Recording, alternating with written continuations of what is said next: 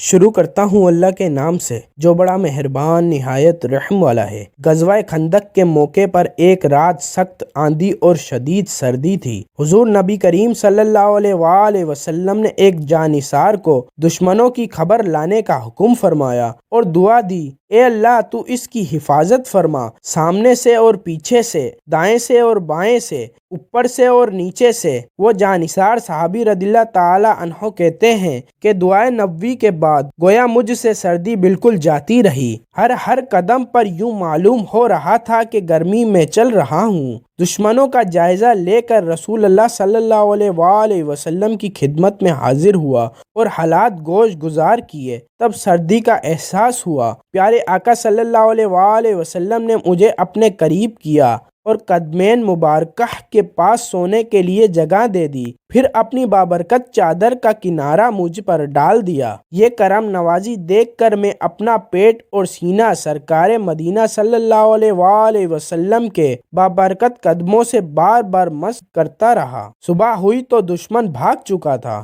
ناظرین، روز قیامت میت رسول کی سنت پانے والے رحمت عالم صلی اللہ علیہ وآلہ وسلم کے قدموں سے لپٹ کر خوب برکتیں لینے والے وفادار اور جانثار بلند مرتبہ صحابی رسول ایران کے سابقہ پایہ تخت مدائن کے گورنر حضرت حذیفہ بن یمان انصاری رضی اللہ تعالی عنہ تھے۔ آپ رضی اللہ تعالی عنہ کی کنیت ابو عبداللہ جبکہ لقب صاحب سر رسول اللہ ہے، یعنی رسول اللہ صلی اللہ علیہ وآلہ وسلم کے رازداران۔ آپ رضی اللہ تعالی عنہ کے والد ماجد کا نام حضرت جیل یا حسیل تھا، مگر ایمان کے قلب سے مشہور ہوئے۔ مکہ مکرمہ کے قبیلے ابس سے تعلق تھا۔ کچھ وجوہات کی بنا پر مکہ چھوڑ کر مدینے میں رہائش اختیار کر لی تھی اور آپ کے والد نے یہیں شادی کی۔ یوں حضرت حذیفہ رضی اللہ تعالی عنہ کی پیدائش مدینے میں ہوئی۔ اسی وجہ سے حضرت حذیفہ رضی اللہ تعالی عنہ فرماتے ہیں کہ جب نبی کریم صلی اللہ علیہ وآلہ وسلم نے مجھے اختیار دیا کہ میں اپنا شمار گروہ مہاجرین میں کروں یا انصار میں، تو میں نے گروہ انصار کو پسند کیا۔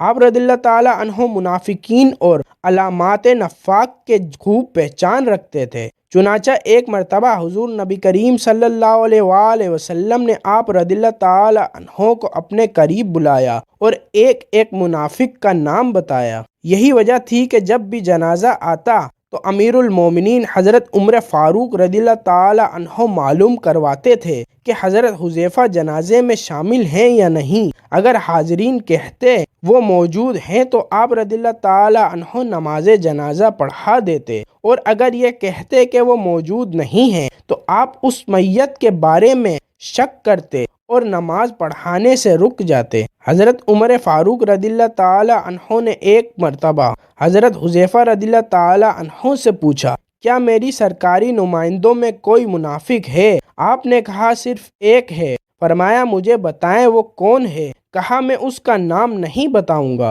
حضرت حذیفہ رضی اللہ تعالی عنہ فرماتے ہیں تھوڑے عرصے ہی بعد حضرت عمر رضی اللہ تعالی عنہ نے اس نمائندے کو منصب سے الگ کر دیا۔ مجھے یوں معلوم ہوا کہ اس سلسلے میں اللہ تعالی نے حضرت عمر رضی اللہ تعالی عنہ کی رہنمائی فرمائی۔ ایک مقام پر آپ رضی اللہ تعالی عنہ فرماتے ہیں کہ اللہ کی قسم میں نہیں جانتا کہ میرے ساتھی بھول گئے ہیں یا جانتے ہوئے انجان بن رہے ہیں۔ واللہ دنیا کے خاتمے تک جتنے بھی ایسے فتنہ پرور لوگ آئیں گے جن کے پیروکار 300 یا اس سے زیادہ ہوں گے، ان سب کا نام رسول اللہ صلی اللہ علیہ وآلہ وسلم نے ہمیں بتا دیا ہے۔ حضرت عمر فاروق رضی اللہ تعالی عنہ جب کسی شخص کو کوئی عہدہ سپرد فرماتے تو وہاں کے لوگوں کے نام یہ تحریر دیتے کہ جب تک یہ تمہارے درمیان عدل کریں تو تم ان کی اطاعت کرنا، لیکن آپ رضی اللہ تعالی عنہ کو مزاحن کے گورنر کا عہدہ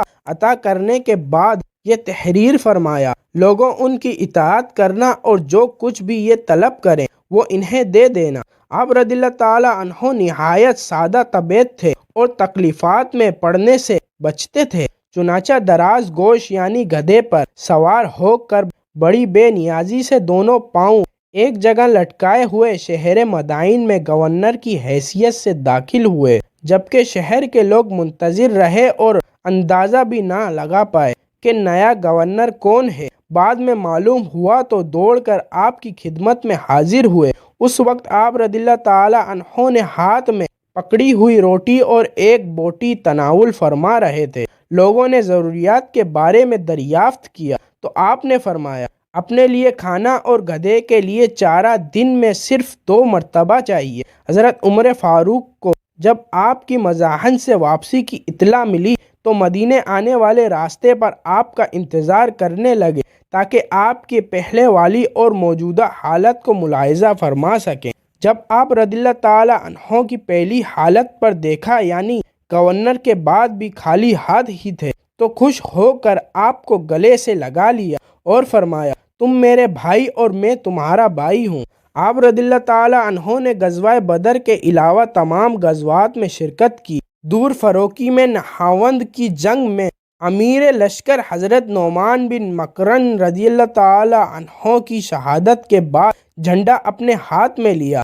22 ہجری میں ہمدان رے اور دینور کی فتوحات کا صحرا آپ کے سر پر سجا۔ بوقت انتقال بہت زیادہ رو رہے تھے۔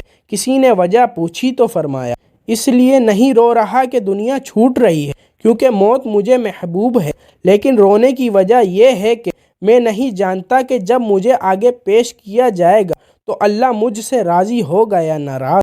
اب رضی اللہ تعالی عنہ کا وصال مبارک خلیفہ ثالث حضرت عثمان غنی رضی اللہ تعالی عنہ کی شہادت کے 40 دن بعد غالباً 8 محرم الحرام 36 ہجری کو مزائن سلمان پاک میں ہوا۔ یہیں آپ رضی اللہ تعالی عنہ کا مزار پر انور ہے۔